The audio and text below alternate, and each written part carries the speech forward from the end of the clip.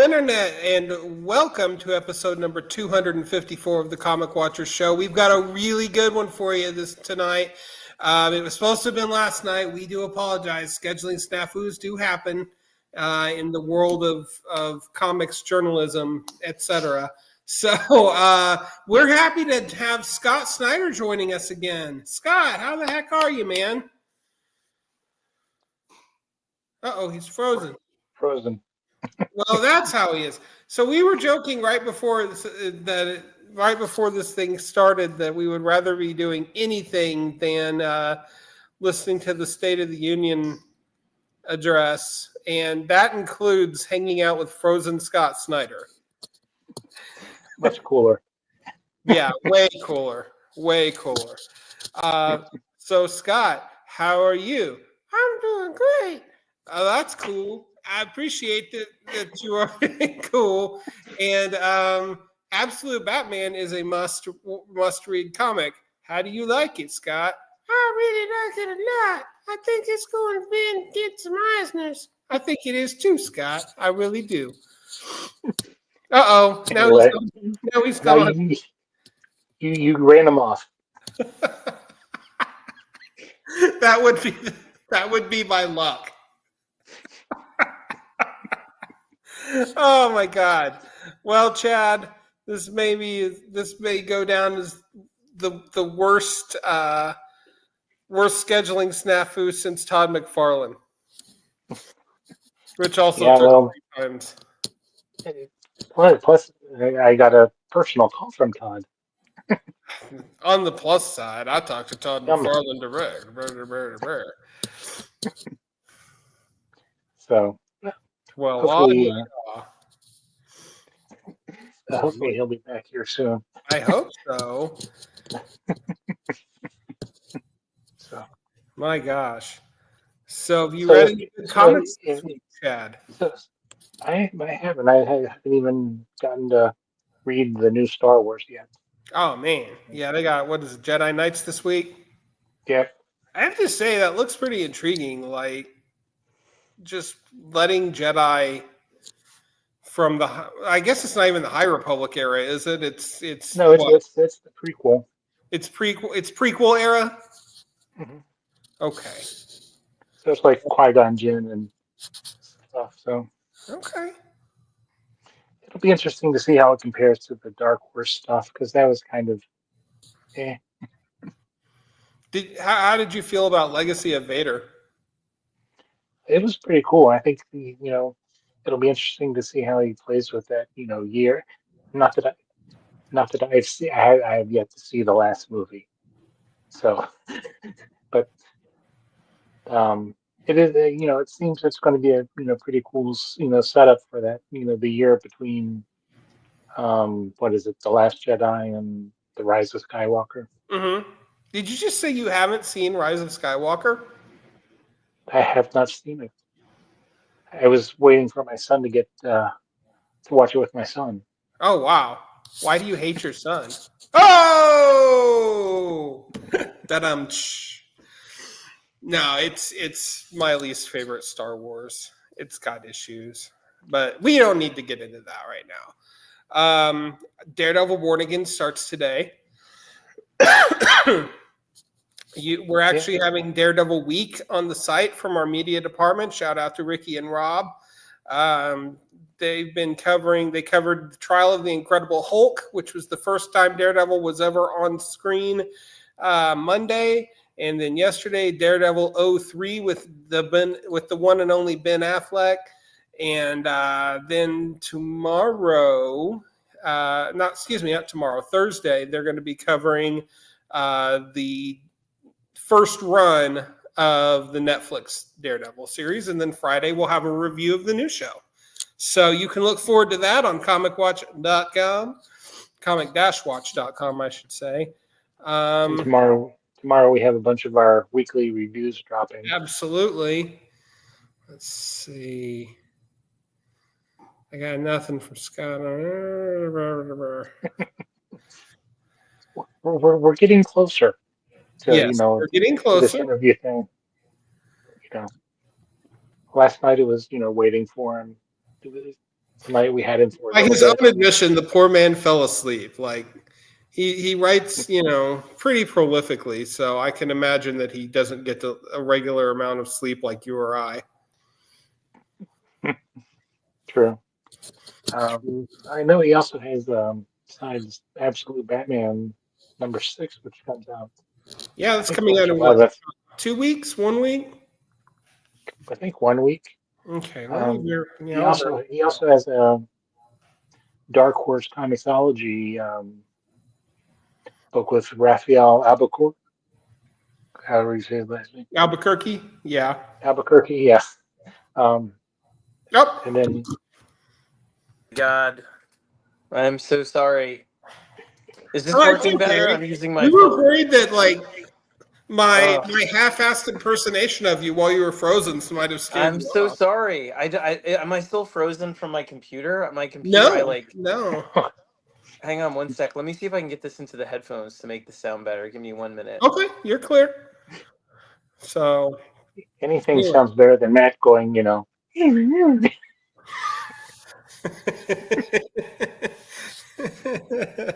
At least it wasn't vamping. my talking hand.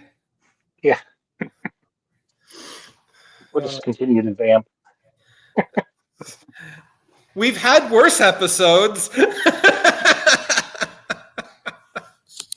Oh yeah, some of those early ones went on for like 2 hours. I know. It was it All was right. it was hell. So Scott, welcome. Officially, he's in the zone and he's not frozen anymore. I know. I'm here. I'm here. I'm just trying to get it so that it will go. There we go. Now it's in the headphones. I'm all set. Perfection. So we lost your video. Well, I think I'm just going to say let's roll with it. Are you there, Scott? We lost Scott again. Well, I'll tell you what, Scott, if you can hear me, I hope you can. Absolute Batman is just crushing it. It is one hell of a special book, and I hope we get to talk to you about it. You and Raphael and not Raphael, Nick. I'm set. Here we go. There we go. Okay. Here we go. All right. My We're coffee. ready. We're ready to roll. All right. So, man, let me just put it out there. Absolute Batman, kind of crushing it. Kind of a big deal right now. How do you feel? Oh man, I mean, I feel amazing. I know it sounds really hokey, but we never expected it. I mean, I made such a push for it, honestly, and was in everybody's face forever, mostly because we weren't sure it would crack like 50, 60,000, any of that stuff. And so the head of sales at DC told me if it hit 100,000, she would like dance around the office, you know? So, I mean, we were really, I mean, like in all, like full disclosure, I mean, we had no idea if it was going to be a flop, if it was going to do okay, if people had any interest in this kind of a book. So the fact that it's doing the numbers that it's doing, I mean, Nick and I are just over the moon. I talk to him every day for a long time about just trying to follow our gut, not let any of it get to us, and just kind of, tell the story we want regardless of the pressure. Yeah, no doubt. And you've successfully managed to turn a lot of Batman tropes on their ear while still feeling genuine to the character. Kind of explain, if you will, what thought processes went into your into figuring out which sacred cows you were going to tip over. Yeah, that's a great question. I mean, for us, first of all, I never intended on writing the book. I've said it before, but I mean, my goal with Absolute was, as a consultant, and so it was to try and bring people in who were going to do a great job on the characters. But it was just the Batman pitch for Absolute Batman was the example that I had in my head of this is how we could do one of these series. This is, to explain the ethos, the people that we went to. And the ethos, to answer your question, was just if you strip the character down to their absolute core, what is that thing that you would keep? What is Wonder Woman to you? What is Superman to you? What is Batman to you? And how do you apply that thing to today in a way that doesn't necessarily feel preachy or feel, feel too tied to current events, but feels that it's addressing the big hopes and fears of this moment, right? So for me, Batman, when I really tear him down, all he is like a boy that suffered a horrible trauma and then ultimately like decides that he's going to, instead of letting that thing break him, he's going to use it as fuel to make the world better. And if that's really all it is, I mean, that's what to me makes Batman so enduring and makes him so adaptable. And all these versions of Batman, that we love, the thing they have in common is that, and the fact that he wins. And there's a certain joy to watching Batman win, because he is, again, like, he's human, he's got no powers, no rings, no alien abilities, and ultimately he's someone that we can all relate to in the way that all of us have suffered something traumatic in our lives. And Batman is like, I'm not even going to dwell on it, I'm going to win. And that he's one of the few superheroes who it feels like their resting position is like awesome, like fuck yeah, this, as opposed to like, I have Catholic guilt, like like Daredevil, or I'm really worried about what this means or how I'm going to pay the rent, like Spider-Man. Batman is just like, we're doing this, and so when he's that, if you approach it from that kind of a lens and look at the entire mythology from that, it becomes really exciting, because ultimately there's very little that's like a sacred cow in terms of needing to keep it what it is. Everything else, like if you use that as the only core thing, everything is somewhat adaptable. Like what Alfred is, Martha, Thomas, the money, the villains, everything becomes up for grabs. But not randomly. Like if you're looking at it through a lens like we are here, where we're trying to make him, an underdog, that's part of the ethos of this absolute universe, right? It's supposed to be that the characters feel like, if they started today, they'd have more stacked against them, because it feels like, regardless of where you fall on the political spectrum, and like I'm a big New York City pinko lefty from through three generations of it. But that said, like wherever you fall, in today's day and age, it feels like all of us feel like there are very few, there's like a small bunch of rich and powerful people that are pulling a lot of the levers, and that, agency and power like slipping away from us in all kinds of ways. And so it was about these characters feeling like they're underdogs. And if that's where you start, then that's what you apply to each element, right? So it's like, well, who would Alfred be? Alfred might not be his butler because he's coming up working class. But what if Alfred is somebody who tries to give him advice from the bad point of view, because Alfred has seen the world and is jaded and is MI6.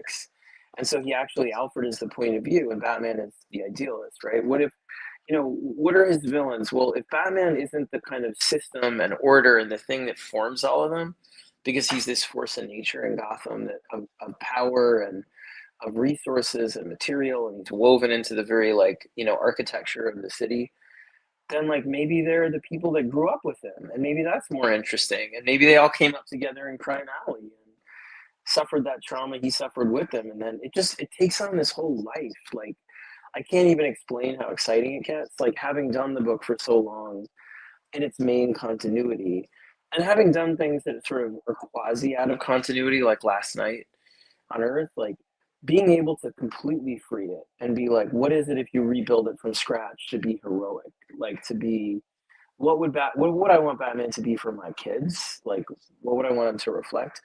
That's how each element becomes renewed to me. There are no sacred cows. Like to speak directly to your question, it's more like, how can we make each thing as resonant as possible? What really addresses this idea of, in today's day and age, what does it mean to go up against the order and the system? What if the villains have them? How do you go up against? How do you address that feeling?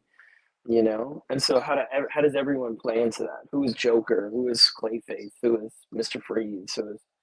And it's just so fun, man. It's a lot of fun. It's hard to keep the pressure out, I'll say that. Like, I forgot that about, you forget when you get away from big superhero comics, like the level of fandom and pressure, and especially if a book takes off, and then the line sort of relies on it to generate a certain amount of buzz and sales, like the way Batman was, which I didn't expect with this. You forget that, how that kind of sits over here, and you have to kind of horse blinders, be like, I'm not going to address that. I'm just going to do what we think is right.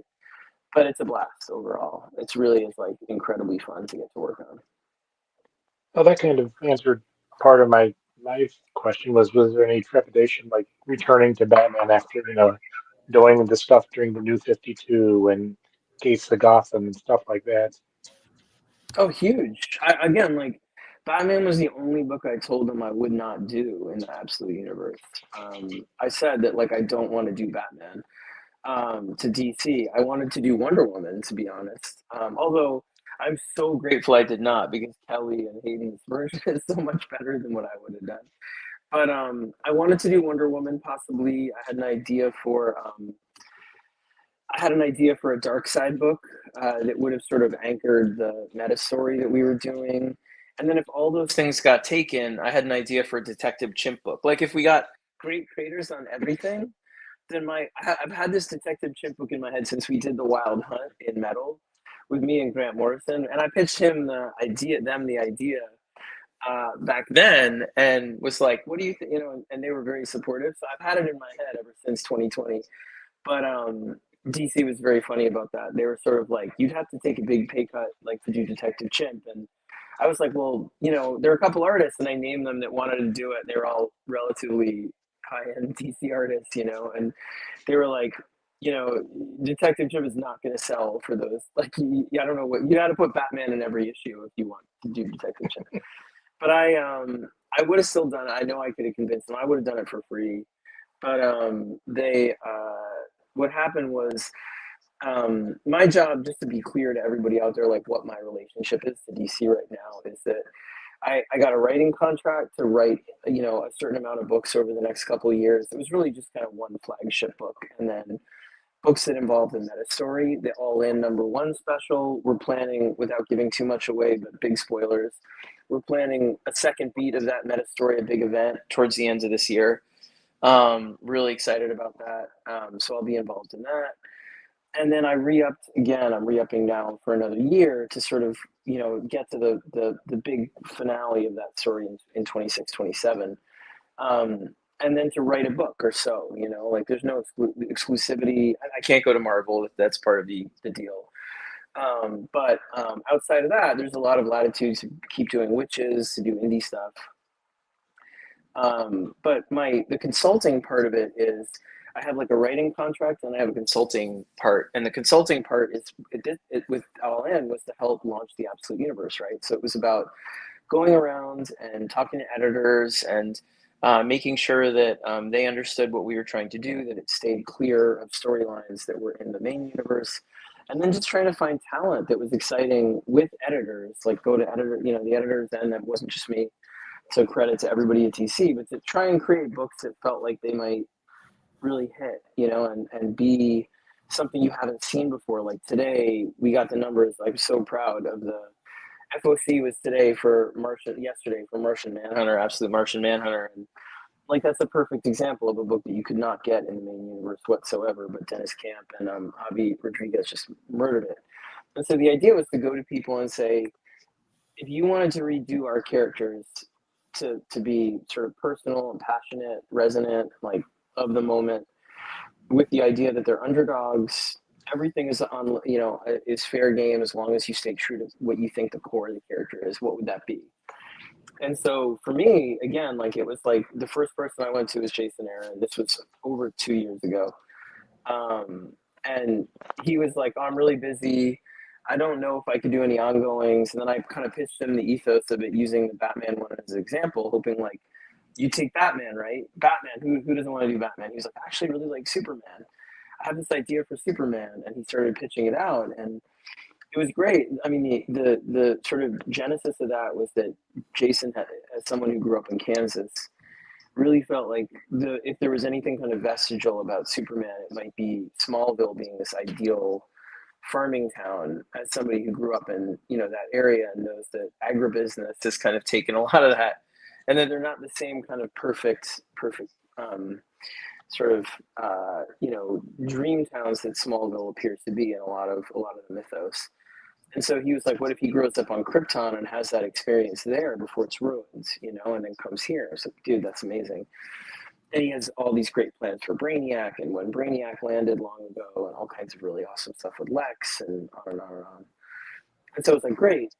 Now I'll go to other people. So I went to a few people for Batman, big names, and schedule and personal stuff didn't work out, family stuff. And then I went to Kelly about Wonder Woman, and she pitched this amazing idea about what if the Amazons, instead of being apart from history, were the secret heroes of history. And then I was like, that's awesome. And she's like, and Wonder Woman was raised in hell, and has like a dead horse and a lasso of pain. And I was like, please do this book. And so what happened was it came down to the wire for Batman, and it was like New York Comic Con, almost New York Comic Con, like 2023, I guess, 2022. I don't even remember. It was a couple of years ago, which one it was. But DC was really putting pressure on me about it. Like, you've got to find somebody to do Batman, and it has to be somebody with a name at this point, because they wanted it to be a flagship book and the first one out of the gate. And so James Tynion called me up because I'd been asking him on and on about, like, do you have any ideas through Tiny Onion? And he was like, I know somebody who should do it. And I was like, who? He's like, you should do it. I was like, oh, stop, I'm not going to do it. I don't want to do that. And he was just like, well, you've been soft pitching this book for like over a year. You've been saying this idea to everybody. You want to do it. And I didn't really want to do it, but it was more that I was really afraid, but what James pointed out, which was true, which was that everyone I went to, the whole idea was, let's take a big swing and, do the thing you're afraid of, but put this character up against your biggest fears. What's the thing that you think could really make a mark on the DCU? What's your biggest swing? What's the biggest sort of challenge and the biggest, just the biggest sort of, like attempts that you could make on one of these characters? Like, what's your dream? And for me, as much as I didn't want to admit it, like, the thing that was scariest and the biggest swing was to go back to Batman and to do this idea and really flesh it out. And so the next step became, like, if I did it, it would have to be really intensely different than anything I'd done before. And Nick was the person I had in mind. In that, I wanted somebody who had a really different style, kinetic and feeling almost like extremely grounded and gritty, and yet very manga influenced, like his style, is, and very, very elastic, almost cartoonish when it needs to be, and then really grounded and gritty, like Mazzucchelli-esque in the other scenes. And so I called him up. I didn't know him at all. I only had met him through the phone a couple of times because of a image program, Creators for Creators, that he runs. It's a great program. And so I was just like, look, dude, I know we don't know each other. I hope I come well recommended by people that but like, I've heard great things about you, and I just, in terms of being a partner, and I have this idea. And he was like, stop, are you offering me this book? When I was telling him about Absolute Batman, I was like, yeah, dude. And he's like, let's rock out, let's do it. And so then I knew I had to do it. And so I remember going back to DC and being like, all right, I'll do it. And then having like an honest panic attack about, like, am I really going back into this thing? Am I going back into the ring with this one? But his first image of Bruce, it wasn't big enough, but he had him like this with the spikes coming out of him. And I was like, you get the ethos of it. And then the next challenge was convincing Nick to make him so hulking, because he kept drawing him and I kept drawing like outlines around it bigger and just being like, dude, bigger, bigger, bigger. And then he finally like got it. And, now he goes way overboard for me in the best way. I'm always like, dude, I just kind of follow his lead in terms of how big Bruce is and how badass he is. So it's a blast. But yeah, that's how the book came about. There's a ton of trepidation, ton of fear, ton of like, am I the right person for that? I have no idea. And I still don't know that I'm the right person for it, but I love doing it. So I'm enjoying it a lot. So, obviously, without getting into any spoiler territory or anything, how far out are you plotted right now? Are you writing? Well, we're plotted through 24. Okay. Okay. Wow. So, yeah, I really, it might grow in between, but yeah, right now, like, our next two issues, I don't know how much I'm going to spoil here, but like, Styx is our big finale. I'm really, really excited about it. I'm very happy with how it came out. Of the first arc, the finale of the first arc, the zoo. The second arc is, or the second interstitial arc, meaning the ones between the big arcs, like, is a 2-issue story about Mr. Freeze that ties into what you read in the first arc and sets up the second one, by Marcos Martin, who's just unbelievable. I can't wait for you guys to see it. You get the new design of Mr. Freeze. There's a lot of fun revelations about who he is. He's part of the whole Victor Nora thing, but I won't give away exactly how he works. But he's vicious, and everybody in the book is meaner, and like the villains are just tougher and meaner, and I love it. And then the next arc, starting with issue 9, is a Bane arc, which I'm very excited about, and it really deals with Arkham, Arkham, and what they're making, what it is. Bruce is desperately trying to figure out what they're building there and what it is underneath this prison, and it's like a real horror show. So you get a bunch of sort of villain. I won't give too much away, but like villain revelations there. And that goes 9, 10, 11, 12, 13, 14. Yeah, and then 15, 16, 17 is sort of I don't want to give too much away, but is another interstitial arc with the return of a character who you've seen a little bit in the past. And then after that, we have a big Joker. Right now, that's where we're planning our Joker story, is after that. But I haven't decided yet. I know the Joker story, but I haven't decided. There are a couple things we might want to do in between, like a little scarecrow thing, and I'm not sure. I keep having other ideas. But Nick and I both keep having ideas. But yeah, so it's planned for a very long time. Like there's no, it's not like and I just wrote issue 10.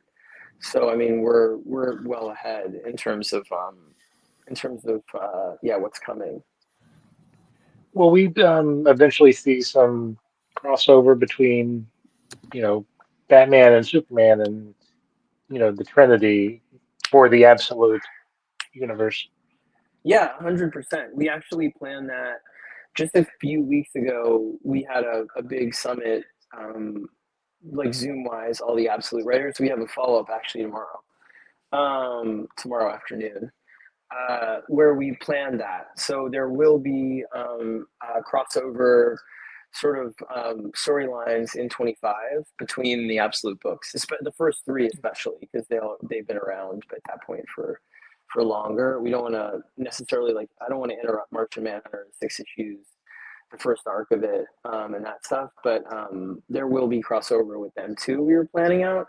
So there's definitely like a whole storyline, and we're going to do a special villains issue and all kinds of stuff coming in 25, where you get to see more of the history of this world and more of kind of the way that Darkseid's essence is kind of woven into the very tiniest particles of it, to the sort of huge cosmic macro elements of the universe as well. So there'll be a whole story about that, and the people discovering that this is a universe that tilts towards losing, like tilts towards villainy, tilts towards bad. If the other one tilts towards good and breaks good, if the main universe, because it's Superman based, and this one, it's just what is the implication to learning? I guess this is my thesis about the absolute universe, and now, like, not to give away like where the entire thing is headed in terms of its message, but ultimately, one of the things that was inspiring to me and Jason and Kelly when we were kind of architecting the first 3 books is that, I look at my kids, right, and this is a big inspiration for Absolute Batman. My oldest son is 18. He's going off to college next year. I feel very guilty about the world he's inheriting.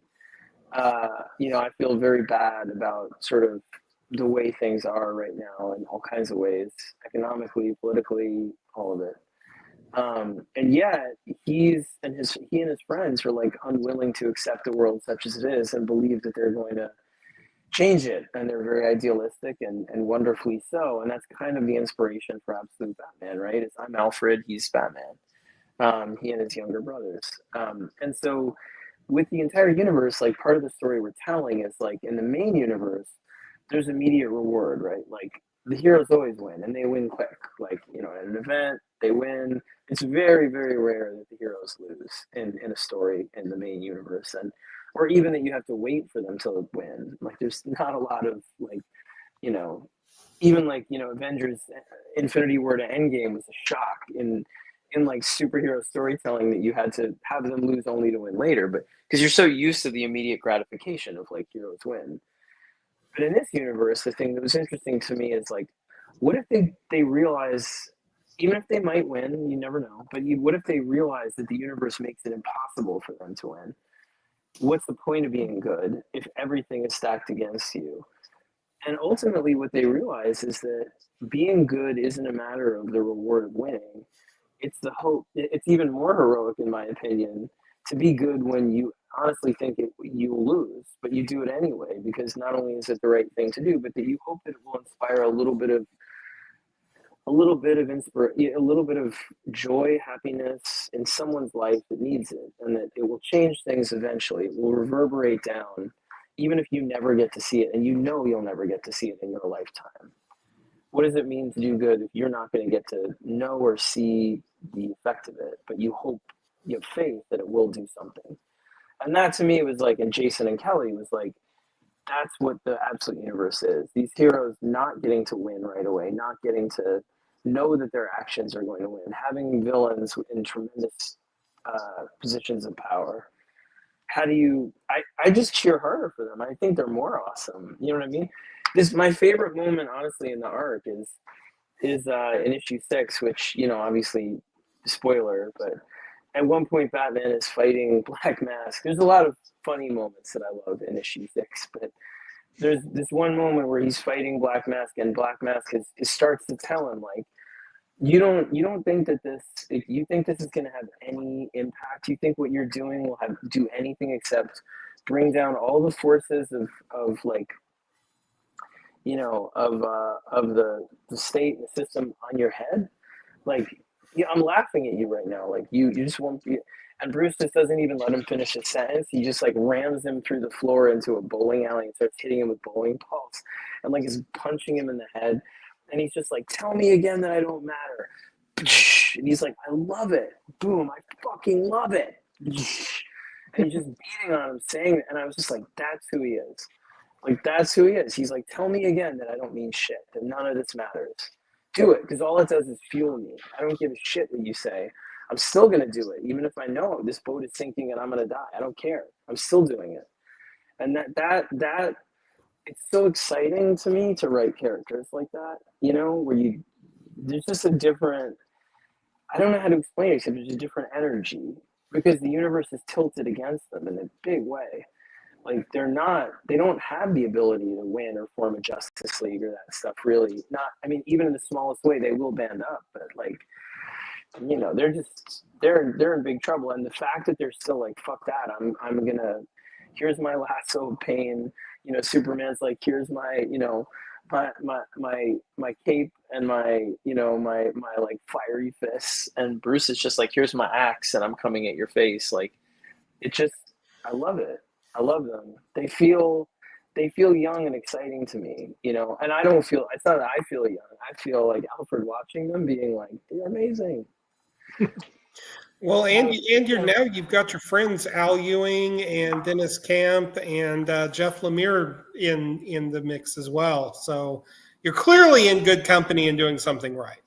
Yeah, they're awesome. I mean, Al, they pitched these books a while ago. I mean, Dennis, I can't say enough good things about. I got to know him about a little over a year ago. We started, maybe a little more than that, like talking because I read 20th Century Men and really loved it, and then wrote him, and then it was before he started Ultimates, and then he was telling me, "Oh, I got a gig at Marvel Ultimates," and we trade stuff all the time. So I don't know if it's like a secret among, you know, creators, but like Marvel and DC guys trade all the time. So like he's read all Absolute Batmans that I do, and I'm giving him a special thanks actually in the next issue because he read a ton, not in 6, but in, excuse me, in 7, and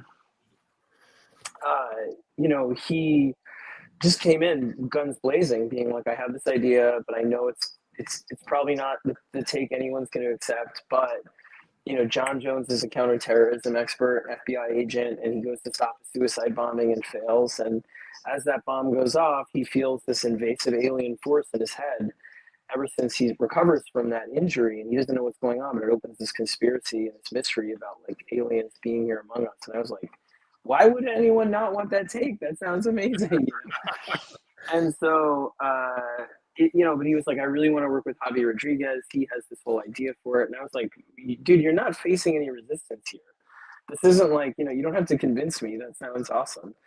And Lemire, I mean, Jeff and I go all the way back. He was my first friend at DC. We came in together when he did Sweet Tooth and I did American Vampire. So I've known him 15 plus years. And he called me because he was doing JSA.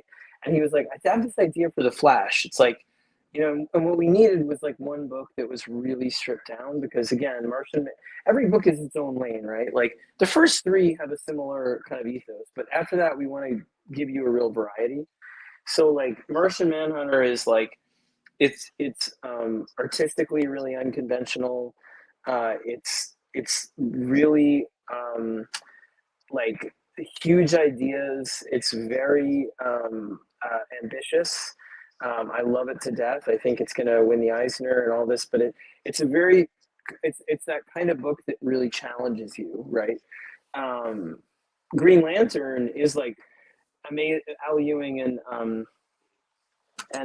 Genoa Lindsay. I mean, what they're doing is reinventing the whole mythology. It's a grand cosmic kind of stage where instead of the lanterns being space cops, in this one they're kind of the outlaws, and they're being chased by darkness, by the Black Hand. And there's this whole reimagining of what the light is that I think is brilliant. Al told it to me on a balcony at New York Comic Con, that same one I was telling you about. I was standing there, he's like, I have this idea, but I don't know if it's too far-fetched. And it's that what if instead of willpower or what if the light is all singular? It's all a light of faith, and a faith in, faith as in humanity, in life to survive, in life to persist, in life to be good. And the way that different alien species see it, humans included, because of the way their eyes work, is different colors. And it's this light that you can see and achieve by being hopeful and being faithful about where we can go and what we can do. And you're being pursued by this much greater force, the Black Stars and the Black Hands and all of this. And it was beautiful. It was beautiful. And it was like, sure. And, when we had those two, and then Jeff came in and said, listen, I really have always wanted to do a really stripped down Flash where there's no legacy, there's no Speed Force, it's really grounded, and it's Wally.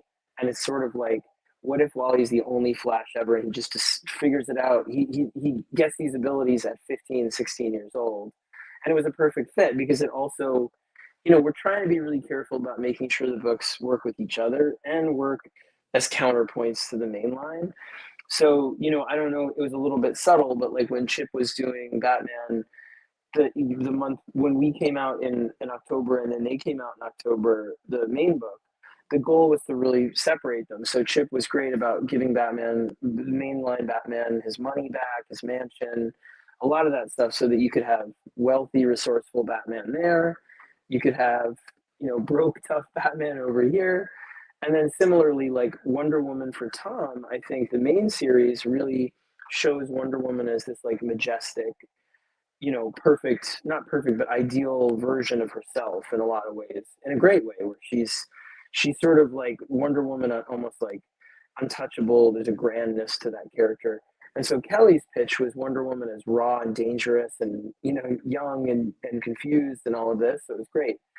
And Flash, similarly, if Flash is kind of big and cosmic and addressing all this legacy with Psy, then the idea was to do a Flash here that's really stripped down and really like this. So it was a perfect fit both for our line, because we didn't have a book that was like really, really sort of focused, grounded on just like a character that's a kid that gets powers and doesn't know what to do, as opposed to like Martian Manhunter, which is again like super, big mythology, a lot of big ideas, big, challenging. Green Lantern, a huge cosmic cast. This is sort of one character, just Wally. And so it was great. And so anyway, the point was approaching these people, having them come to us also, and also be so passionate about the projects they wanted to do and have those things work in a way that nothing felt repetitive, nothing felt like it was aping the main line. And I feel really good about it. We just got our numbers, and I said, like, Martian Manhunter sold over like 120,000, which to us is like mind blowing. You know what I mean? Mind blowing. Like that's not a book, nor is Absolute Flash, which sold even more. Like books that you would think would sell 100,000, 150 plus, 100, like those things. Those numbers are insane to all of us, and the fact that people are showing up for them, it's so gratifying because forgive me for going on so long, but like one of the things that we did with All In was when we first pitched the whole initiative about an absolute universe, jumping on points for the main universe.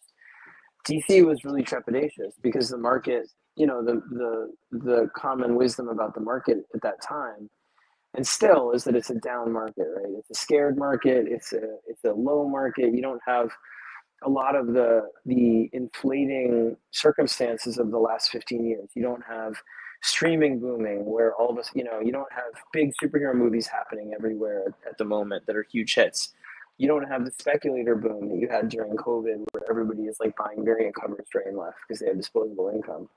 So ultimately, like we went to them and we're like, look, everyone's talking about this being a bear market. Like, what do you think? And all the retailers were like, if you do the books that you're talking about and you do the line, you give them an initiative like you used to with like New 52, Rebirth, even if it's not that huge, if it's scaled, you know, but go as big. They all said go as big as you can, and the fans will show up. And DC really was cool about it. Jim Lee was like, all right, you know, we got on the phone with like, it was Steve from Third Eye Comics, Gall from Midtown Comics, like a bunch of retailers, and my guys at Fourth World here. And we all, like, we had a conference call with DC, and they were like, to a T, they were like, if you go big, like, people will order big. And that's why it was so gratifying, not even to see the sales on any particular book like Absolute Batman. It's the fact that retailers were right, and to know that they know the audience that way, and to have tried to build it in a way that felt like we were in partnership with them, to see it work to the degree that it did, where, you know, it's exciting. It's really exciting that we feel like DC had a great, you know, 2 quarters because we took a risk in terms of trying to do things we believed in, and that retailers said, fucking go for it. And we got your back, you got our back. Make Justice League cards, lower the threshold on retailer variants, all the stuff that makes this easier for us to sell and buy, and we'll do it. And it's been great. And that's why we're trying to do the same thing in terms of really talking to them, really understanding what the needs are, really understanding where they think our line, that's part of my job now, consulting wise, is like, where does our line, what is it missing? Is it missing horror or crime? Like, what characters people really want back that we don't have? And so the whole thing it's been really exciting to be a part of, honestly. Really, really good. I feel happier at DC than I've ever felt, you know. And again, I loved working on Batman. That's not to say that I didn't love being on that book as much as I love what I do now. But as an overall company, I'm happier now with the environment and the culture and the feeling and the energy that I feel like we've fostered from All In, and what we're going to do coming up with a plan that we can follow over the next couple of years, than I've ever felt there. So I feel very, very excited about the future of Matt Fraction and Greg, all these people coming. It's great. Well, and I think that comes across pretty strongly, like line wide. There just seems to be this infusion of energy, be it Chris Condon on Green Arrow, or like you said, Chip on Batman, or Kelly over on Birds of Prey. Just all of these writers and artists, of course, feel energized, and the books feel energized in that way. And I'll just tell you, I work part-time at a comic store here in Oklahoma City, and I spend most of my time recommending DC books to people because the line just is that strong right now. And I got to tell you, when All In was first announced, I was kind of pessimistic about it, you know, because Chad's nodding, and because it's like, okay, well, they did Rebirth, and then they did Infinite Frontier, and now they're doing All In, and it just felt like maybe whipping a dead horse a little bit, but it wasn't. It's really, really blossomed into something that I feel like DC is as strong as it's been in 2 decades right now, It and that's feels very connected. taking away from Well, it any really, creator. we just want to, we really thank you for saying that. I mean, we really Yeah. want to keep it going. I mean, one of the things I think people lose sight of, I was talking to somebody today, and they had, criticisms about some of the stuff, and I completely understand, and they weren't illegitimate criticisms, but there sometimes people are working from an assumption that doesn't take into account, which is totally unfair to assume that they could. So I'm not saying they should, but they're working. Sometimes it's good to consider that you don't know what's going on at the company, like you don't know what's happening with people there, and to give you a sense of like the way All In comes together or the energy that we have right now.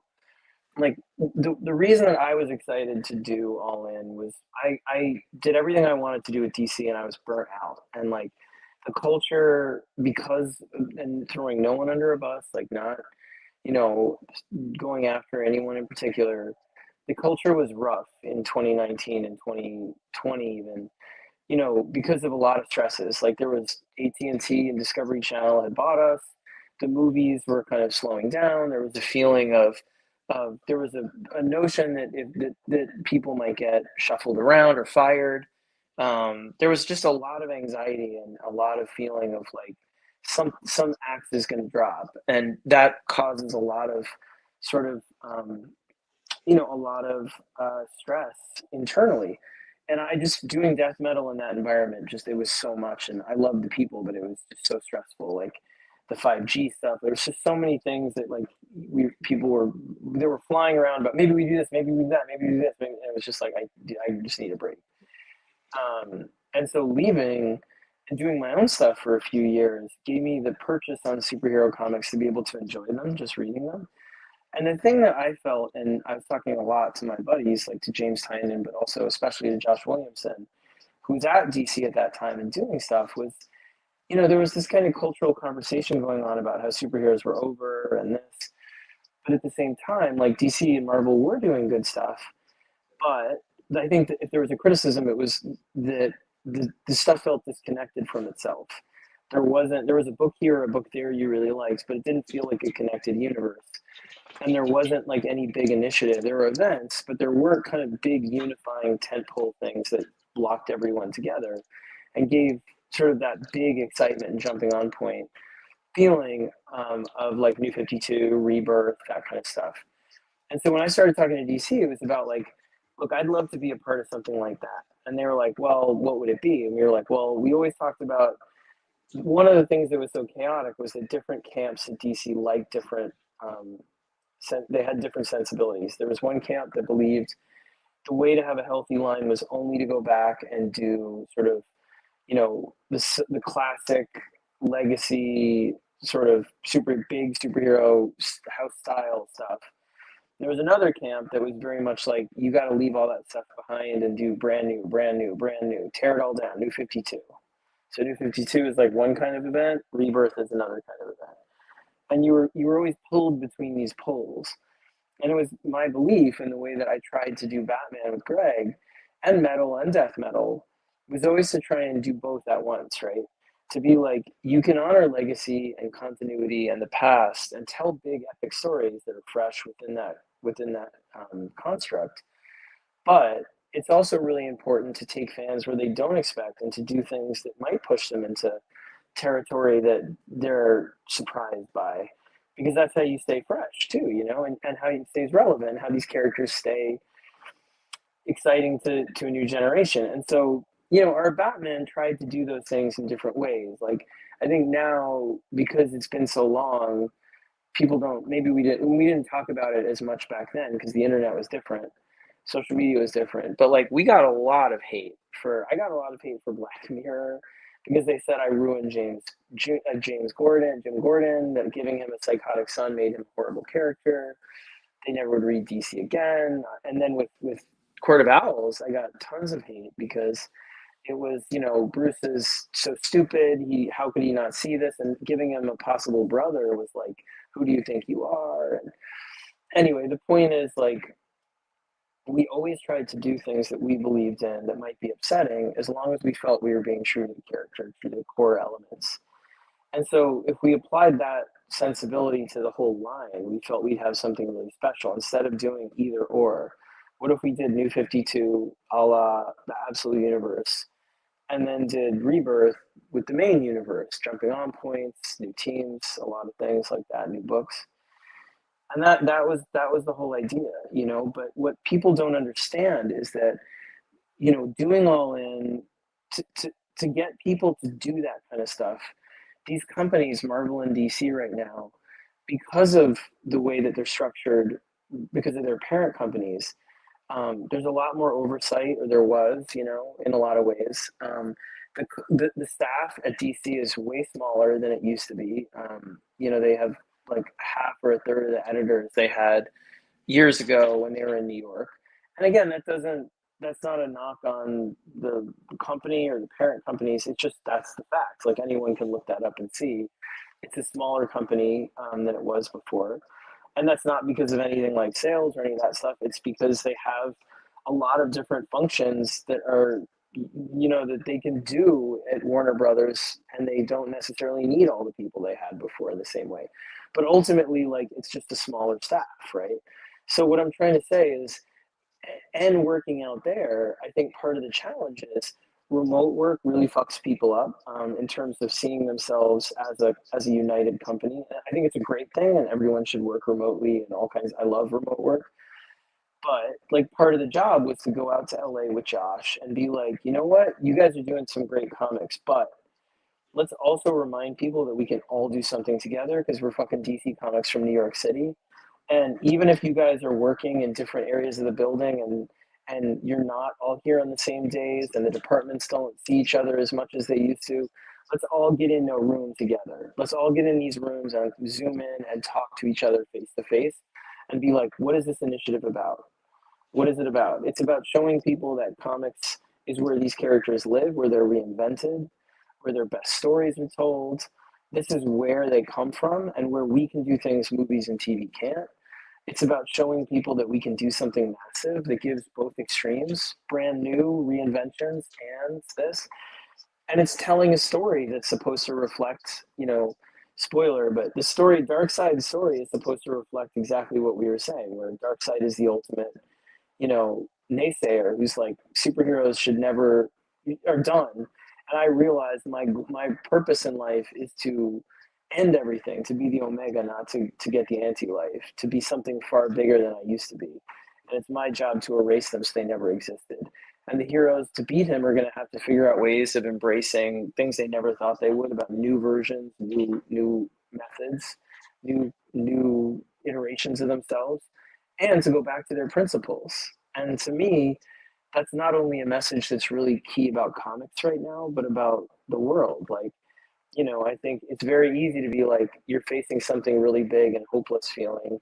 It's, you know, thousands of feet tall, dark side in this that says, you know, it's over, it's just over. And there's temptation to be like, well, the only things that can matter is to give up everything, the system that we had before, and to just throw, you know, embrace new things. And there's another thing that's like, no, no, no, we got to go back, and new things are too risky.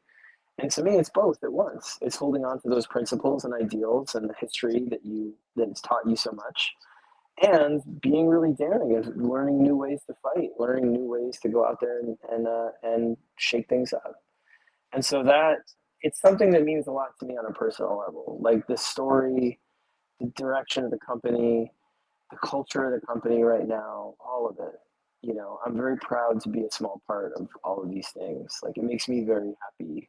And I sleep very well at night being a part of this DC, and trying to foster this, help foster, you know, this community and support it, and then just go bigger. Like everything has made us want to go bigger in this year. We're like more books, better books. Like, you know, in the main universe, if our focus was the absolute universe in 24, and 25 is sort of the main universe, and how we build that up, and then how we sort of have these stories clash together in different ways.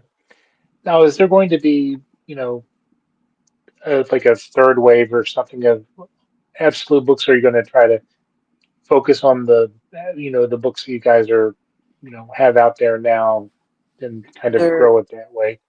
yeah, there are a couple absolute books that are still yet to be announced. One of them is Batman related.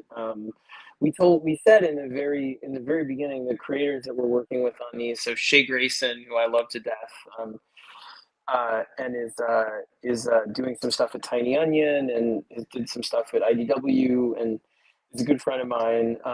Is doing one book that we haven't announced yet that I can't wait for you guys to see, but it's sort of in the Batman universe, the absolute Batman universe. And then there's one other by uh, uh, Pornsak Pichonnet, who is a fantastic guy. He used to be he did a couple of fantastic great books called The Good Asian is one. I think Man's Best, is that what the new one is called? I think. But uh, with Jesse Lonergan, who I love as well as an artist. And so anyway, like we have a couple more books, but the focus is like if last year we tried to focus on both parts of the line, but the Absolute Universe was always going to get the lion's share of attention just because it's new. And this year, the goal is to let these books really shine. The Absolute books, we have a couple more. Like, we have these three that are coming out in March into April. And those three, the sales are already, again, like not to toot the sales, but as by measure of how happy we are with fan response, like they're triple, quadruple like what we had hoped for. So we're really excited. And then but we don't want to exploit it. We want to really keep it to what we had planned, which is about, 7 books at any time for the whole line. Make it manageable so you can read all of them if you want, without feeling like it's unwieldy. And then this year with 25, we're really going to focus on, the main line, and having the main line add some books, do some new storylines, some fun stuff. So that's kind of what I'm involved in right now. That's pretty exciting stuff, Scott. I mean, I appreciate you sharing all that with us. Yeah, sure. Maybe I'll get in trouble tomorrow, but it's okay. Well, yeah, you're meeting tomorrow. You can pitch Absolute Detective Chimp. Yes, I know. I will do that book one day, but I hear a rumor someone might be doing a Detective Chimp book actually for us. It would be fantastic, probably better than I could do. So I'd be thrilled to read that one as well, but I'm not sure if it's fully greenlit yet. But yeah, the stuff that's in the green light line, man, I'm really excited. I mean, there's some dark, like fucked up violent books. There's some really hopeful books. The goal is to just have everything be like, my goal coming in wasn't, I've worked at places where you get very top down, at DC at times, gotten very top down sort of initiative guidance or, demands where it's like, you've got to do these things in the book and it has to be these characters, or you've got to put this story beat in your book. And I've tried to avoid those when I've done crossovers, and instead to allow people that want to join in, and to give them slightly more flexibility with that stuff. And so with All In, it was just create the biggest, best jumping on point you can. Like, and if just make it a point where anyone who hasn't been reading the book can read it, and it feels like a number one. You know what I mean?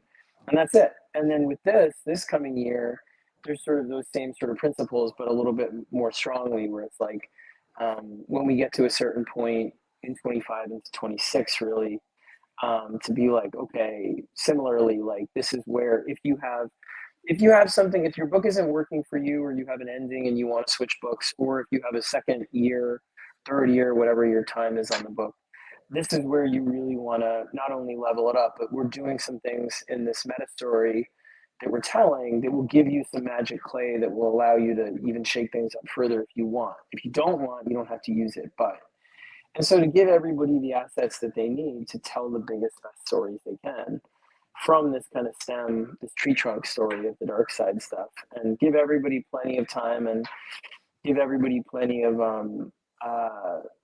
just sort of transparency about what we're doing with that, so that they can plan accordingly and join in or not. And some books, are very lightly touched, and other books, if they want to be more involved, can be more engaged with it and spin out of that. Like, so just to give everyone plenty of room to decide together. And DC's been great about that. Like, that was one of the reasons. Like, you can go back at our Instagram, like me and Josh and Jason, and you can see where we were meeting at DC at New York Comic Con like 2 years before All In, and we really did set it up 2 years before, and we're like, we're going to do this, and the books will come out in about 2 years. We have about a year and change to make them, so to give everybody at DC plenty of time, editors and creators, to not feel like they're getting ambushed, not feel like they have to end the stories they're doing in a month or two, but they had a full year plus to think about it, that. So that's the goal. Is I believe that the best comic books don't come from fucking chaos and creative destruction or any of that Silicon Valley bullshit. I really believe that it comes from like, support, coordination, like time, planning, making everyone feel supported, trying to do a variety of books where nobody is being told what to do, but everybody is being told to take your biggest swing.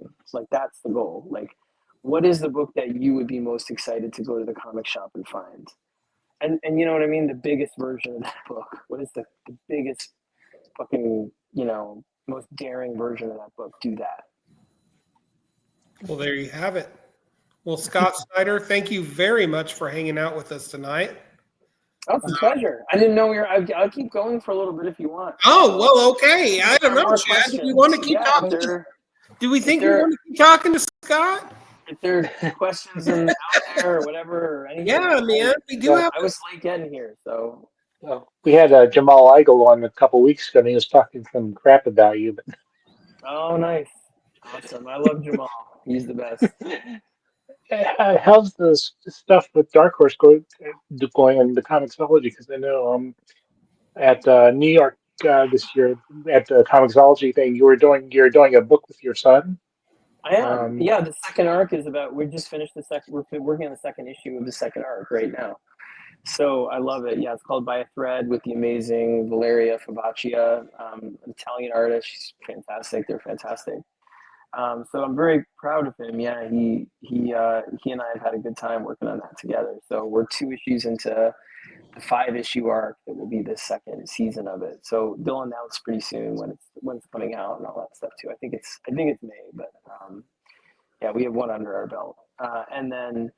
I'm very excited. I mean, I got the Distillery books. I have White Boat 3, which will be coming out soon. Francesco is working on it now. I love that book, and it's a 3-issue series, but the issues are all oversized. And then I have a book with Jock over there called You Won't Feel a Thing, which I really, really adore. It's like, with Jock, I always go to for the most twisted,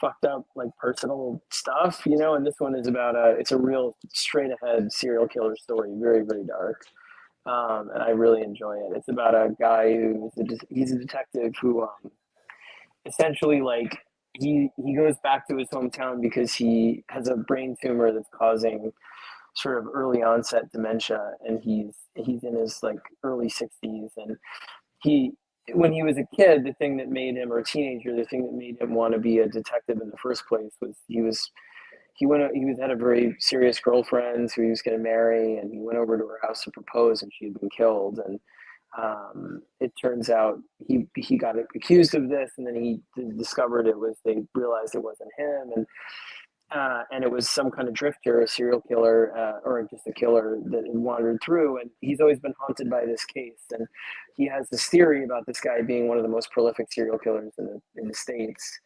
And meanwhile, he's gone on to have a very illustrious career. He hasn't had a good home life. His family, he's kind of gotten divorced. But anyway, everyone kind of laughs him off the board that he thinks that there's this prolific serial killer that called the Chatterman, who takes people a tooth from each victim and stuff, and so on. And anyway, when he comes back to this facility to get treatment for essentially like palliative care because he's terminal, there's a murder in town, and he starts to believe that this guy is someone that wasn't only a serial killer, but someone he must have grown up with, who was a serial killer who traveled around killing people, and now is back into town too. And he doesn't know if he can trust his own mind or if he's kind of losing it, but he's determined to solve this case before he dies. And so when I told it to Steve at Third Eye, because he loves making pitches, like elevator pitches, I was like, I really like this book, but it's kind of it's a really twisted, dark book, and it's sort of a long premise. And he's like, I can pitch it. It's like Cocoon meets, and I was like, dude, like Cocoon should not meet anything. Like, there's no, please don't pitch it as Cocoon meets anything, dude. But it is. It's like a serial killer in a rest home type psycho book, and I love it. So I have that, and White Boat is like the island of Dr. Moreau, but told writ large and done today, and big people monsters and all kinds of cool shit. And those are the distillery books. The Dark Horse books are the comiXology books. So By a Thread is coming out from them, and I have one more book I want to do at comiXology as well. And yeah, but for the most part, like those are, it was a really rough year last year because we're doing a Witches animated show for Amazon. If you watch Invincible, it's the people that do Invincible over there, and they're fantastic. You got a great cast. I can't tell you who's in it, but it's like really, really awesome. I'm excited. They're actors you'd recognize, and we're doing production right now. But the last year, 2024, we were in the writers' room for it, which is like every day from 9 to 4, Zooming. And the writer's strike pushed that writer's room because on top of the prepping for All In and the writing of Absolute Batman. So it was the worst period of work of my life. I mean, I loved all of the stuff I was doing, but the last 2024, up until like October, was really, really rough, where I felt like I was working 24/7 and missed my kids, family, everything. And so, that's what inspired the You Won't Feel a Thing. It's about a guy who's like, if I can solve this one case, all the time that I lost with my family and all that will make sense, that I will be triumphant. And it's like, if I can write this one Batman story and do this cartoon, but secondly, like, the the feeling for me was this year wanting to really take it easy. So I have those books. I have the distillery books, which I'm really happy with, and I'm almost done with those two. Or almost done with White Boat, and I have the 2 issues of You Won't Feel a Thing to finish with Jock. But outside of that, I'm keeping it really light. Like, we're in production. They're recording the voices for Witches, and that's fun. We're doing that tomorrow. We have a session, and then just focus on Absolute Batman and the consulting gig for DC. So really lay off, try and spend more time with the kids and Jeannie, my wife, and That's relax. good. Yeah. Do you have any plans to ever revisit some of your comiXology works? And I'm thinking specifically about We Have Demons, because that one had a really open ending. Yeah, 100%. Actually, like, part of the goal was to just do books that we loved, and to sort of create our own projects where it was like just an experiment with somebody. Like Barnstormers, can I do historical fiction? And Lisa is a good friend, and let's just do this crazy book. Or Francis on Clear, where it was like, what are you most afraid of? He was staying at my house, and he was like, after New York Comic Con, before he went back to Toronto, and he was just like, we were both really afraid of the idea of, this is back in like 2018, like the erosion of truth and the feeling everyone was in their own bubbles, and that's where that book came from. And so ultimately it was just about like building a book with each person from the ground up. It was not like I had pitches and who's right for them. It was just building books together. And so with that, We Have Demons to me was the one that Greg and I I'd never gotten to work with him that way, where it was like, we own it together, there's no constraints, we make it as we want, and we had such a good time. And our goal was like, look, if we get a chance, especially if it gets picked up for something, we'll go back to it, do more of it. And my real hope is we get to, like, there is, like, right now it is like, in development and that stuff. They'll announce it soon, but it's not like greenlit, but it's, optioned. And I think it has a good chance of becoming something. And, in that case, like, we would definitely go back to it too. And I have another arc planned, but Greg is in high demand at Marvel, and rightly so, and all that too. But we talk a lot. I keep texting him. I'm like, you can't retire before we work together again, because he keeps talking about retiring. I'm like, dude, just stop. We got to work together one more time before you retire. Yeah, sure. Yeah. Are there any? I can't see the chat, but if there's anyone out there that has questions that they want to ask, right? Travis R is curious if there's going to be any merchandise for Absolute Batman that you're aware of. Yeah, well, they told me that by New York next year. I told them, I was like, they had shirts in the first New York where it first came out. I have one, and then they did a shirt really briefly, or they had a prototype that had the bat axe symbol on it, which I loved. So my hope is that they'll do those and a hat for New York. That's my goal, is to get them to do them for New York this year. So that's my hope. Yeah, I know that Todd and them, everyone, I'm sure they'll wind up making toys and that stuff sometime eventually. And I'm like, as long as I get the first one, because I can't wait to see it. Can't wait to see it. Chat. I'm trying to think. Oh, man. I was just so enthralled in listening, and Oh no, I'm so excited to talk to you guys. Honestly, like, you've been there. We've been talking for how many years now? You know what I mean? Like, Yeah, I was just thinking about that. I'm pretty sure the first time we had you on, Death Metal, I think number 3 had just come out. so that's what I mean. Like, we've been. So that's been a hot minute. 6 years ago. Yeah. Whatever. It's a long time. So I think we first chatted at New York Comic Con back in 2019 or so. Yeah, that's what I mean. It's like I had less kids, less gray hair, less all of it. Yeah, so it's funny. So when you're making these designs for the characters in Absolute Batman, is it you and Nick working together, or in what kind of you know criteria do you use, or is there any just things you want to see, or Yeah, you try and get it down to the essence of the character. So the best thing about Nick's, one of the best, I mean, not the best thing, but like one thing that's great about working with Nick is that he actually lives like right across the water from my house. I live in New York and he lives in Connecticut. And so he takes the ferry over, or I take the ferry over when we start a new arc. We meet every couple of weeks, and just go to my studio or his place, and we just put stuff on the wall. So we meet face to face, which I've never gotten to do before, regularly when we break an arc. And so we'll do a lot of the character design stuff we'll do in a room together. So for example, Black Mask, it was like we want him to feel like the guy who's like running the party at the end of the world. So he's the whole idea of the first arc being called the Zoo. He's almost like Noah's Ark of like dead animals, where he just believes that everything is dying and being washed away, and you have this much time to just party before it all goes to hell. And so take the table scraps from the rich, do it, and just be hedonistic and do that. And so he was like, well, I see him.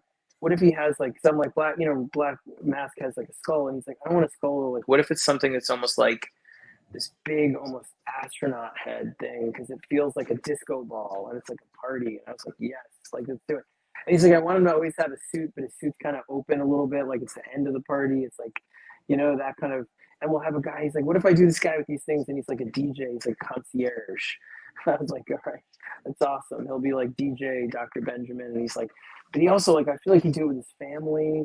So he'd have like a girl and he'd have a kid called, and I was like, call him Kiddo. Let's have a kid. And so it was this kind of like starting from what is the character about, and then building it out. Like if you're the total nihilist, and you'd have your family there to just witness all of it and be like, it doesn't matter, it's all dying, so let's just enjoy, in the most like, degenerate way possible. That's who he is. And so that's kind of that thing with Batman himself. It really was a lot. Like we took a long time designing him. Like I said, we hooked up together to do the book a good year plus before we started the book, and the designs were really important. Alfred was tough. The friends were all hard to do.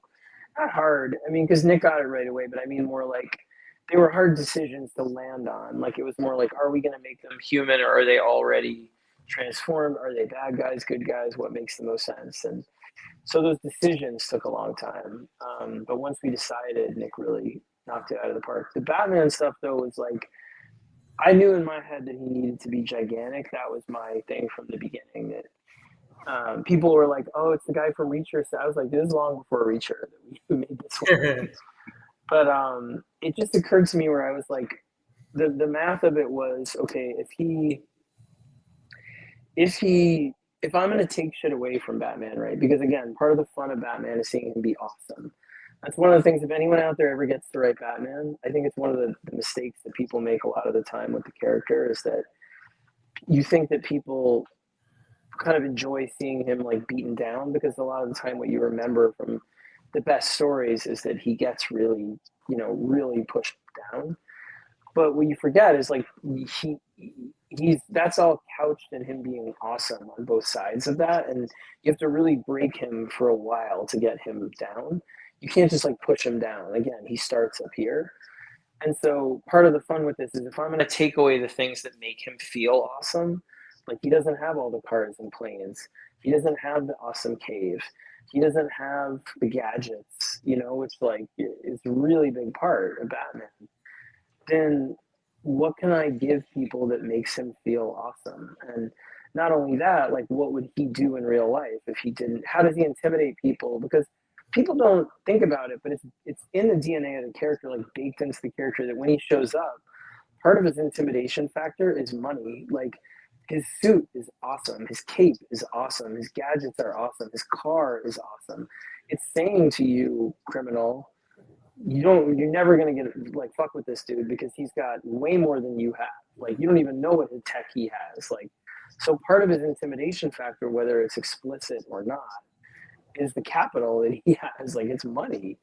And so if you're taking all of that away, what would you do? And well, you'd be big. You'd be violent. You'd be like, you don't want to mess with me because I will fuck you up worse than you expect. Like, and so that's where that came from. And it was like, well, then he'd be big. He'd be the biggest dude on the block. He would be a force of nature. And that spoke to this idea for me of like Alfred being like, kid, and Black Bass saying, you don't mean anything. And him just being a bulldozer that just comes anyway. And it's like, I don't give a shit what you say. I'm going to change this world. I'm gonna go for it. Like I'm coming at you like this thing is a shovel to the face. Like that's it. Get out of my way. And so everything started to come together where it was like he's huge. He's like Dark Knight Returns on steroids and young and fast. And every part of his suit is violent. Every part of his suit will scare you. He's got spikes on his shoulders. The cape has knives, like ends with hooks in it that will hook you and he'll throw you. He'll go up on the stilts and kick you in the face. He's got bombs inside of his thing. Wait till you see in one of my favorite moments, like in the freeze arc, he's got a blowtorch, like a little thing that comes out of his thing. It almost looks like a middle finger when he's like, you know what I mean? And he'll mess you up, man. And that's part of the fun. And 6, he has one of the craziest things he does that I showed it to you guys, but like fans out there, when they see, like, he has one thing that he does that I'm really excited about. That's like, again, just you don't every part of his suit is weaponized. And so that's like, that design took a long time, but only in the fun of it. Like we knew it from the beginning, he's huge. And Nick came up with like, I was like, I think that bat is an axe. And then he was like, then let's just make it this giant rectangle. And then he did the spikes, Nick did the spikes. Nick came up with the idea of him being able to walk on the cape. And it was just this. It was like, how do you make him scary? That was part of the fun of like, he's a little bit alien, like he's a little bit scary. And then it comes down to part of the design is that I don't want to narrate from his point of view, except in the interstitial arcs where he kind of talks, like the single issues or the 2 issues where he talks almost in a war journal type way, going forward, but not about how he feels or any of that stuff, because it feels like part of the power of this Batman is watching him from outside, and he's a little mysterious, he's a little bit scary, he's a little dangerous to a degree that makes you a little uncomfortable. And then trying to show you how he became who he is by showing the past in a sentimental way, giving you a lot of emotion about him by showing what happened to him and how he became who he is. But in the present, having him retain that kind of like, guarded distance, kind of, you're always watching him, not knowing exactly what he's going to do next. So that was part of the design too. All of it was that. So that's kind of the whole package of him. And then Joker was the other really big package, which was like, he's sort of evil Bruce Wayne. You know what I mean? Like, what if Bruce Wayne trained and did all the things Bruce Wayne did? Like, he's the deadliest man where he trained with Henry Ducard and the League of Assassins and all that stuff. They killed all of them. and then has the resources Bruce has, but tilts them all towards evil. And he is the Joker, by the way. Like you'll get a glimpse of it in the next issue, but like there's secrets to him as to why he looks like the Joker. You'll discover he is the Joker beneath the Bruce Wayne. Like beneath the face and all of that is the Joker, but a much scarier version of the Joker than I think I've done. I think he's the scariest version of him, honestly, that I've ever written. I'm scared of him writing him, like, because he's so. Because it's like, if you think about it like this, like to me, the Joker is essentially the Joker card. You know, like if the Joker card, Greg just texted me a meme that popped up on my phone. The Capullo. Anyway, the Joker is the Joker card, right? So the Joker card in a deck of cards can take on any value that you need to win. It can be anything. It can be a 2, an ace, whatever. And that's how Joker sees himself, but it's also who he is, right? So whatever fear Bruce has about anything, whatever fear you as the writer have, the Joker is that thing, becomes that thing to attack you because he feels, my version of him, our version of him, feels that in some essential way, that's his role. His role is to challenge Batman with the greatest thing possible, fear possible, so that Batman can be greater and win. He's the Joker card, right? But that said, you know, this Joker, to me, if this Batman is, you know, coming up believing he can change everything and that he is chaos, and he is not chaos, he's chaos, but to an end. He wants to create a new system, you know, good system. He's not there to burn it all down with no replacement. He just thinks that, you know, he is kind of the monkey wrench in the machine, instead of being the machine the way mainline Bruce is, and Joker is the monkey wrench. The Joker is the whole force of that machine. Joker has murder islands and all kinds of stuff that you don't know. Joker has everything. He has caves and planes and cars and companies and everything, and they're all aimed at you. Like, and he is himself the deadliest man alive. He is like the thing you do not want to go up against in every way. And he is like this whole secret is that like the Joker, he is like also physically terrifying when you see what he is too. So all of it is like this package of like he never laughs. He's cold. Like he's cold. You know. You'll see. I'm doing a whole issue. There's going to be a special Joker issue where you see every his past. You don't know. It's still his origin is cloaked in mystery, but still, like his past as the Joker and that. But like what I love about him is that he really has a philosophy about the world being like his asylum. You know, he has a penny in his thing, and it's like nothing matters. You know, nothing is worth more than a penny. No life, no batch of lives, no country, no nothing. Everything is that, and he's gleeful about that. He's like, and he'll kill you and everybody you know for nothing. You know, so he's very scary in that regard because he's like, you know, Joker has always been really scary to me. And I love writing him. Sure. But like Bruce is always the one in this position, in the up position, and Joker's always like coming at him scrappy, trying to get at him, trying to find the chink in his armor and be like, this is guess what I am. But this is like Batman is that thing, and then the Joker is just a boot. It's like, you know, and that's what I love. Like he's got all kinds of stuff from bioweapons to whatever. You just don't want to mess with him. Like, you know what I mean? Like he has he's a whole economy, the way Elon Musk or Bezos, he's a whole economy into himself. Like he can, it's beyond comprehension, like his resources, you know? So that's part of the fun. Is like, how the fuck do you beat that dude? You Right. know what I mean? Like, especially if you're to strip down Batman without the resources that we're used to seeing with Batman. Right. How would you possibly? So that's the answer to the whole book, honestly, is like, what do you do to take on someone like that? How do you actually, if you're really up against it and you're this guy who believes that like you're here to change things for the better, and this guy's like, I'm the things, change me, go right ahead, try, let's see what happens to you. How do you do that? You know, and that's kind of the big sort of climax of the first couple of years is where that hits. So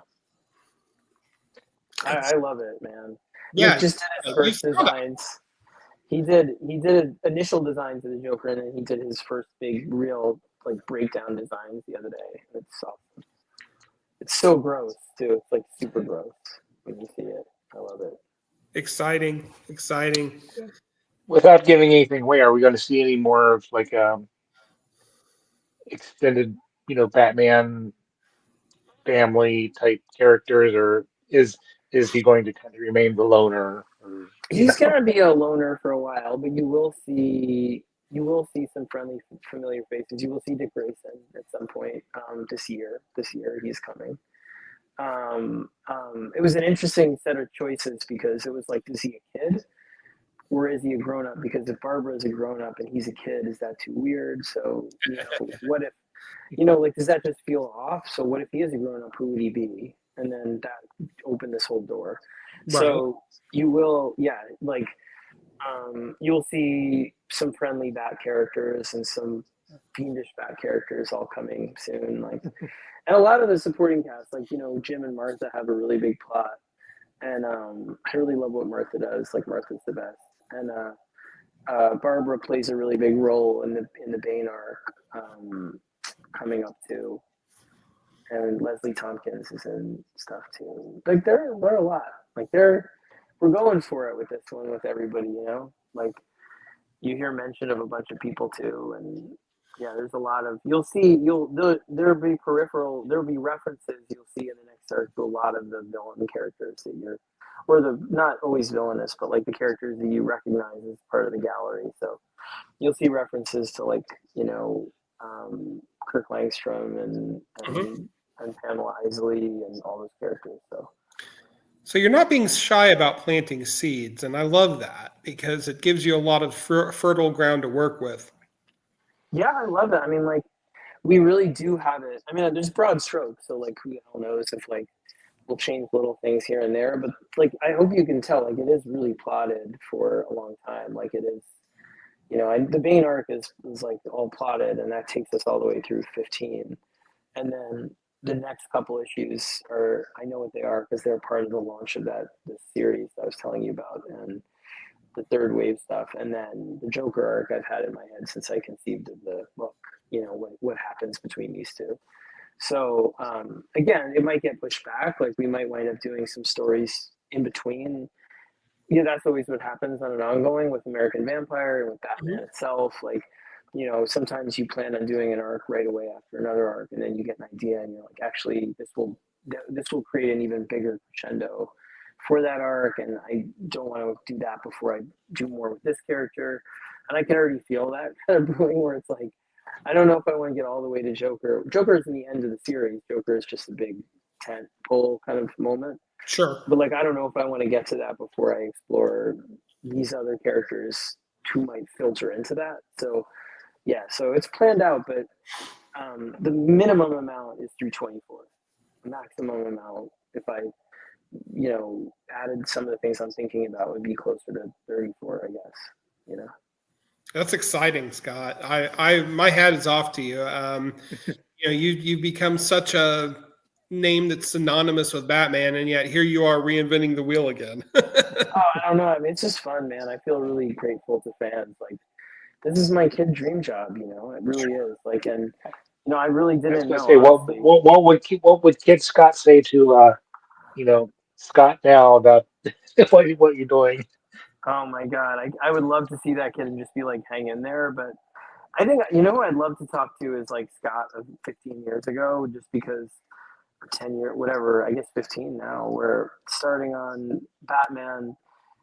The anxiety and fear of those first couple of years was just off the charts for me. It really was a lot. Where I mean, I did, it hurt. My personal life was a mess then with my wife, and because it was like getting your dream job when you just got hired. So I was like, I just got hired, and then I lucked out where they were like, you're not just doing the backups on Detective. The whole book just opened because Paul Dini was doing it, like, left to do other things, and they didn't really. Detective, they just needed somebody, and Grant was doing all the big Batman stuff. So Sure.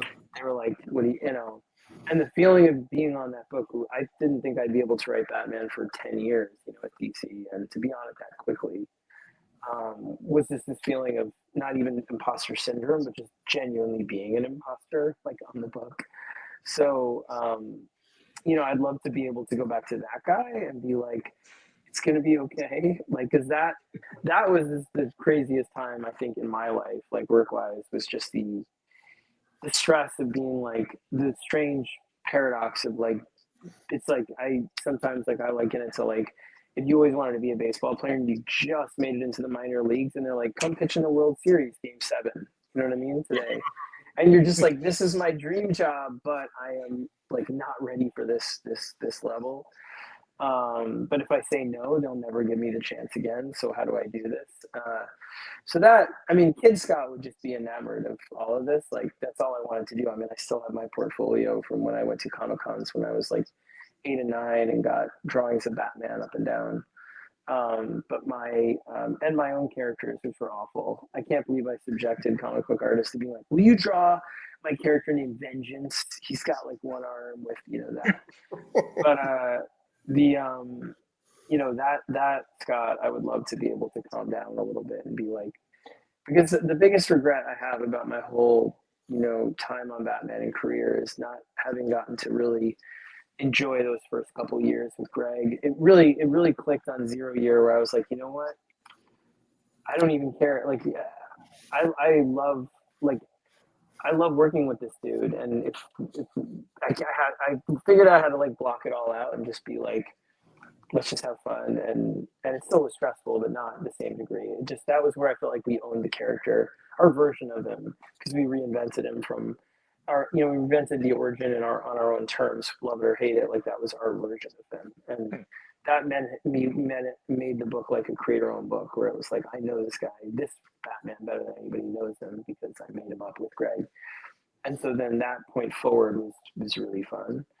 But that period was, I wish I could go back and enjoy it more. Because for a lot of years, people would say their favorite story was Court of Owls, and they'd ask me, and I would never say Court of Owls just because it was so stressful writing it. And now I look back with a ton of fondness on it. Now I see all the fun moments me and Greg had, and it is probably my favorite as well. That 0 Year will always be, I think, my favorite deep down. But that one, it's like now I can look at it without the same level of like knee jerk remembering all the stress of it. So it took a long time. That took like 10 years. So yeah. What was So the first Batman book you read, or the one that kind of first made you fall in love with the character? Well, my parents claim my first comic book ever, which they still have, is the oversized Batman versus the Hulk. The Jose Garcia Lopez, Shaper of Worlds, all that kind of that one where yeah, beautiful, yeah. It still has like crayon on it.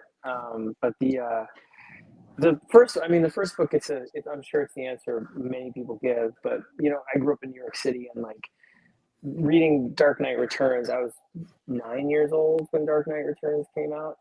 And it just blew my mind. I mean, I remember going to Forbidden Planet on like 11th Street in Broadway and having them give it to me and just be like, it's a little above your head, but and just reading the first issue and being like, this made Batman real to me because I was afraid of nuclear war. I was afraid of the Russians. I was afraid of New York City at that time. Like, we lived downtown and I wasn't allowed to ride the subway and like all this kind of shit that was in the book. And it was just like, it made Batman feel so immediate and feel so relevant, and like he was my hero all of a sudden because I was like, oh man, this guy lives in the world I know but exaggerated. That book was transformative for me, like even more than I was too young for like Watchmen and sure. that stuff. Watchmen, I appreciate it now, like, but I missed the whole Watchmen boat at that time. I was still like, I was 9, and when it came out I was like, I couldn't get into it. It felt like anything about the 60s was my parents stuff. And so now I love Watchmen and that stuff, but Dark Knight Returns will always be up here for me above everything else for that reason. So Who that, is? yeah. Oh, I'm sorry. Oh, that's it. No, it's cool. Who's your favorite Batman artist that living or dead that has not worked with you? Oh man, that's a tough one. I mean, probably Neil Adams, in terms of like the stuff that I read the That was most the and correct admired the most. Yeah.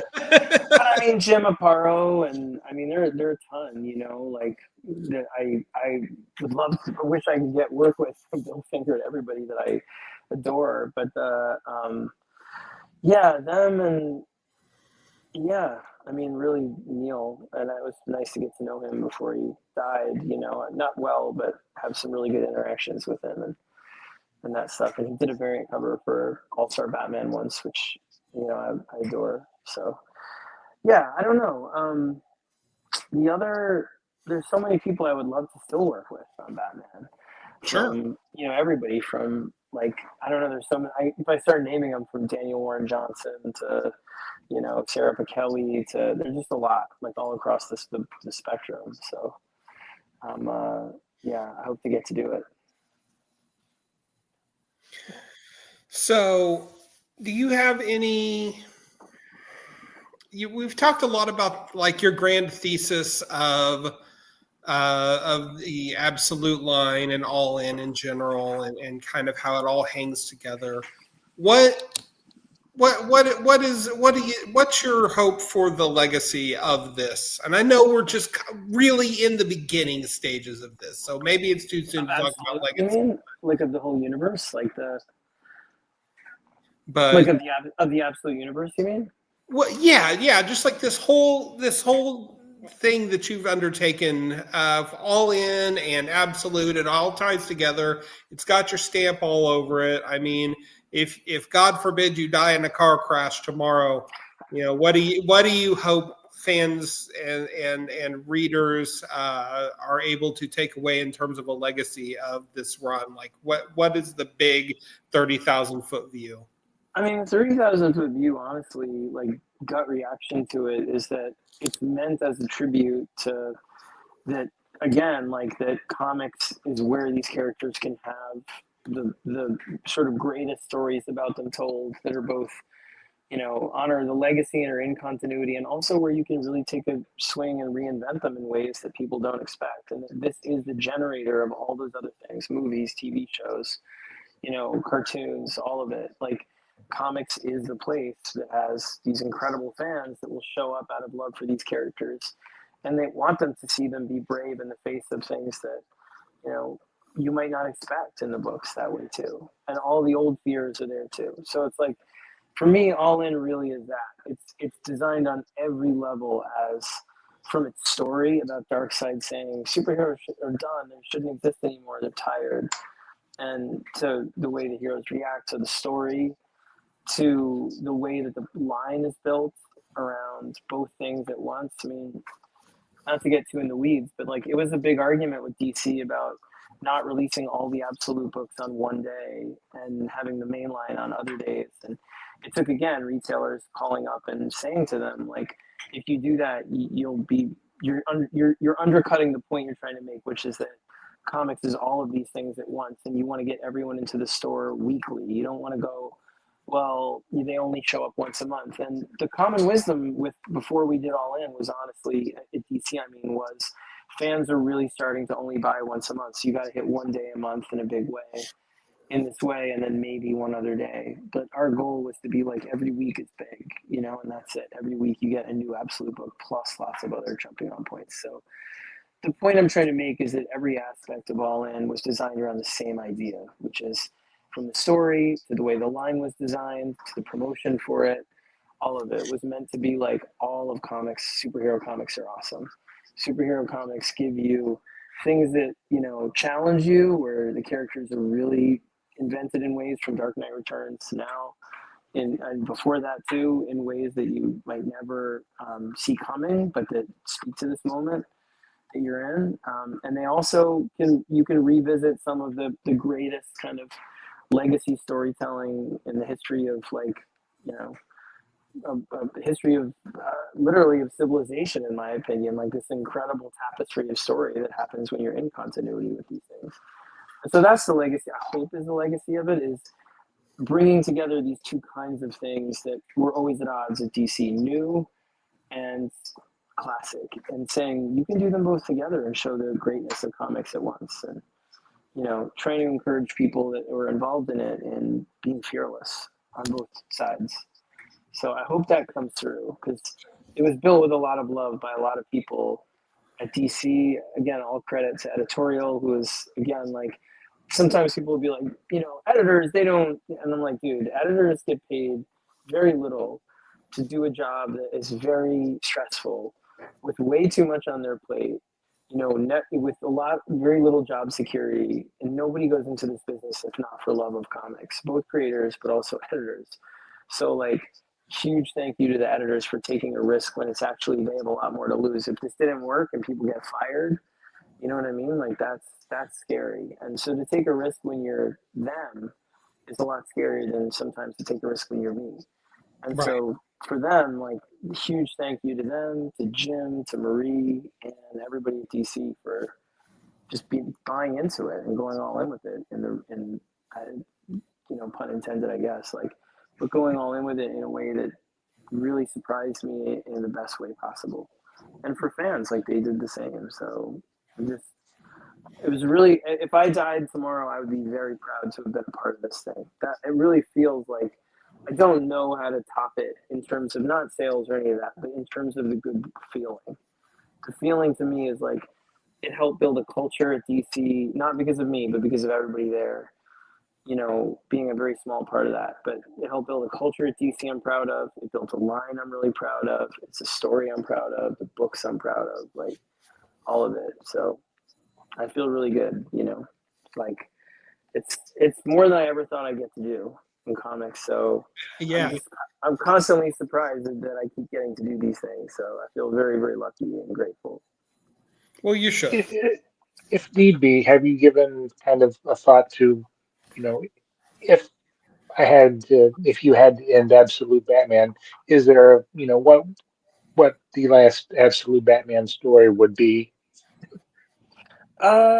No, honestly, I don't. Nick started talking about that the other day because he was like, he has an idea for him older, and I was like, well, I don't know, I haven't thought that far ahead yet. I know the ending. I know the ending. The realization he has to come to. Like, I know what.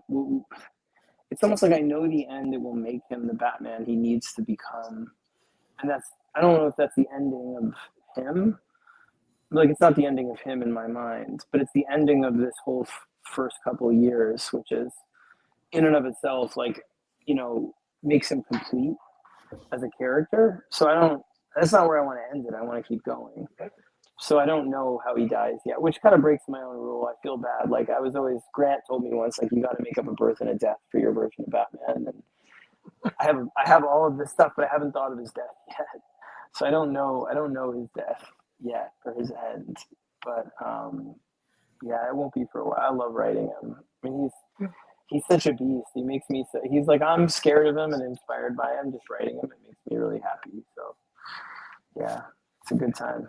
It is a good time, and it's a good time to be a reader. So thank you for your contributions to readers and for readers to comics, Scott. You and the whole team, Absolute, All In, whichever you prefer, both.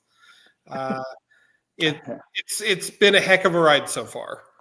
Well, I really appreciate you guys having me on again. I'd love to do it again soon. Anytime you want. But I'm sorry again that it was my fault. I said it online, but I fell asleep putting my kid to sleep last night and slept through the interview, which was my fault. I apologize. That's okay. It's not it took us 3 times to get McFarlane on, so 2 for you, it's nothing. And it's nice of you to come back after, Matt did the mock interview while we were having technical difficulties. No, it's my fault. I'm sure it was my end, so don't worry about it. I'm glad it worked out. It's all right. Well, everybody, I'll talk to you guys soon. Scott, thank you for being on. Thank you for being an awesome dude. And we will catch everybody next, actually in just 2 days, right, Chad? Oh, it's yes. Oh, wait, Absolute Batman or which? For our next episode. Oh, say again? It cut for a second. Our next episode is in Thursday. Oh, awesome. Yes. It's I would mess up his name, but he's the artist who's been working on Moon Knight. Oh, that's great. Oh, nice. I'm excited to check it out. We're excited. We'll be back in 48 hours, folks. Thank you all for listening. Thank you for trying to get out there, do something good in the world, support local art, support local comic shops, and most of all, just don't be a dick. Thank you kindly.